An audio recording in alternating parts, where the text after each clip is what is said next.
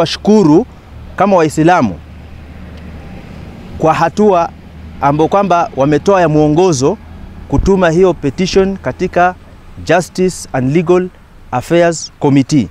Tunatarajia muongozo ambao kwamba watatoa itazingatiwa zaidi. Kazi ya Waislamu Kenya hawezi simama wakati wao wanafanywa uchunguzi na kadhalika.